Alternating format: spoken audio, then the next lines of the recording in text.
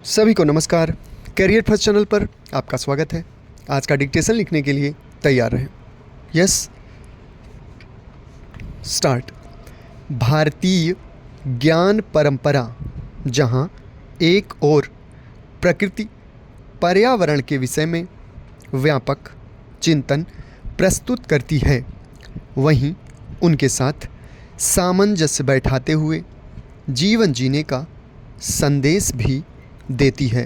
विडंबना यह है कि ज्ञान विज्ञान और भिन्न भिन्न प्रकार के विकास के नाम पर प्रकृति और पर्यावरणीय संरचनाओं के साथ छेड़छाड़ बढ़ रही है।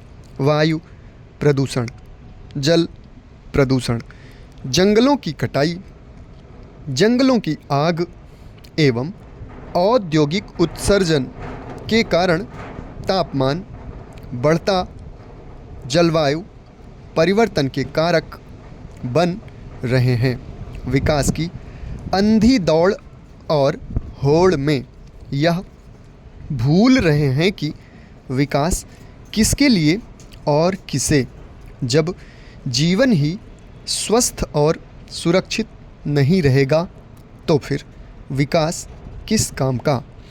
जल, वायु, जंगल, वनस्पतियाँ और भिन्न भिन्न प्रकार की गैसों के संतुलन से जीवन के लिए आवश्यक पारिस्थितिकी निर्मित होती है।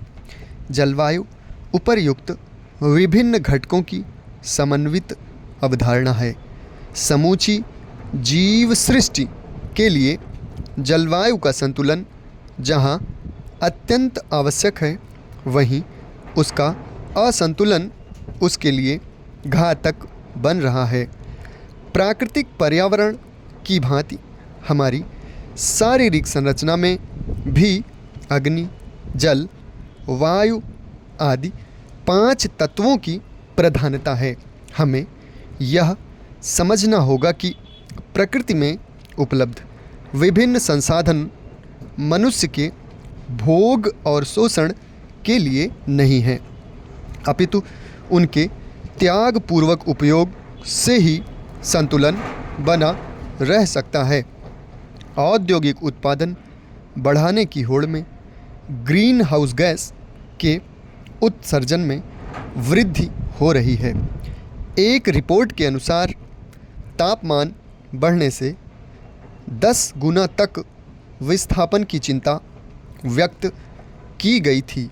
सामान्यतः देखा जा सकता है कि उच्च तापमान के कारण स्वास्थ्य समस्याएं, जंगल की आग, गरीबी, पानी और भोजन की कमी जैसी समस्याएं पैदा हो जाती हैं।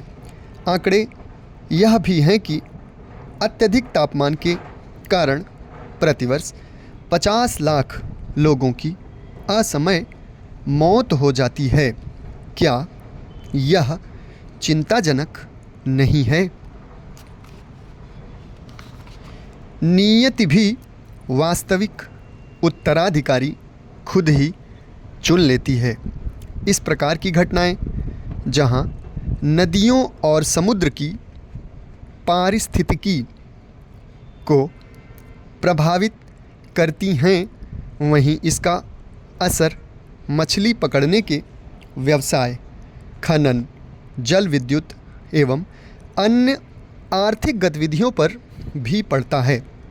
जब महिला पहलवान धरने पर बैठी थीं, तब खुद स्वाति उनसे मिलने गई।